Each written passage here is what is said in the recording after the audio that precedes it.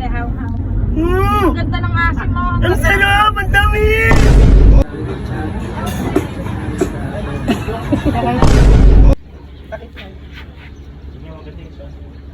Wow!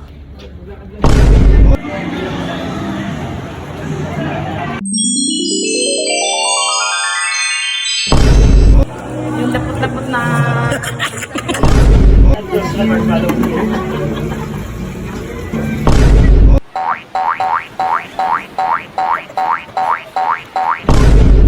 Para masarap yung tinola. Yung pakarni mo sa bahay na lang.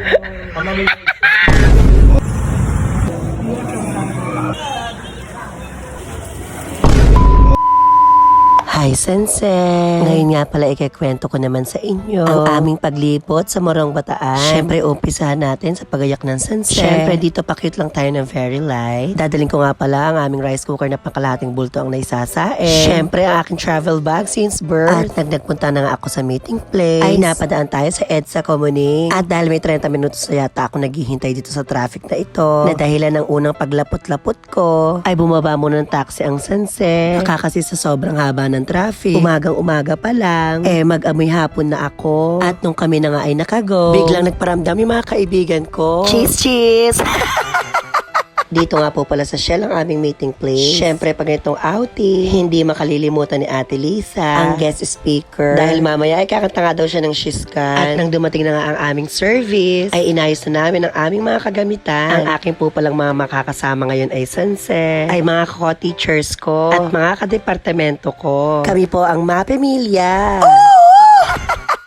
Dito na po pala kami napag-abutan ng gutom sa May Subic, sa Zambales. Kaya dito na rin po kami nag-stop over. Hi, Dikong! Siyempre, sabi nila, Sensei, mauna ka na. Nang ma-video mo kami isa-isa. Ang sabi ko, vlogger po ako ha. Hindi po ako si Mama Toren. Pero kaysa diwaraan ako ni Ma'am Kim, ay sinunod ko na lamang po ang mga Sensei. Bilisan nyo, nagugutom na ako! Dito nga po pala kami ngayon manananghalian sa Magic Lagoon. Pasok nyo pa nga lang po dito, ay mararamdaman nyo na ang maaliwalas na kapaligiran. Dahil katabi nga lang po ito ng lagoon, na siya na nga ring pinangalan sa restaurant na ito. At nung kami makaupo na, ay pina-order na ako ni Ma'am Vanji.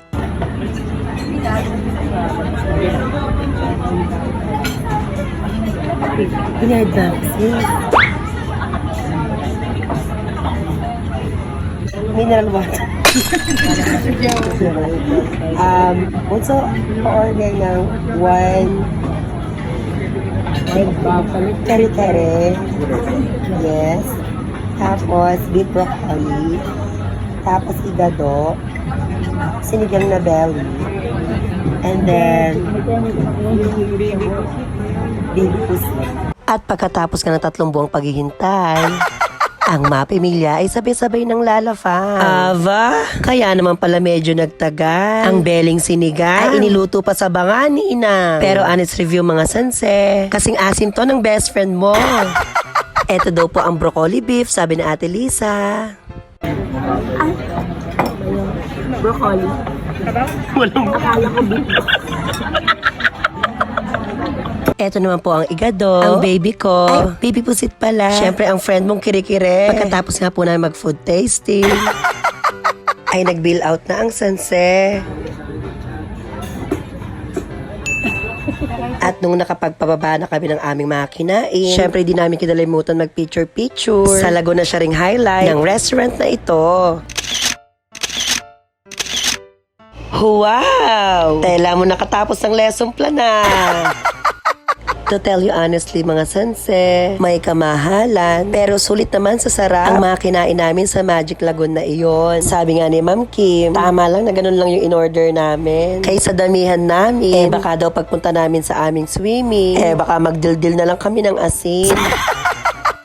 Bali, papunta na po pala kami ngayon, Sensei, sa aming main destination. Kung gusto nyo pong malaman, makita-kita na lamang po tayo sa susunod kong video. Hanggang dito na lang. Bye, Sensei!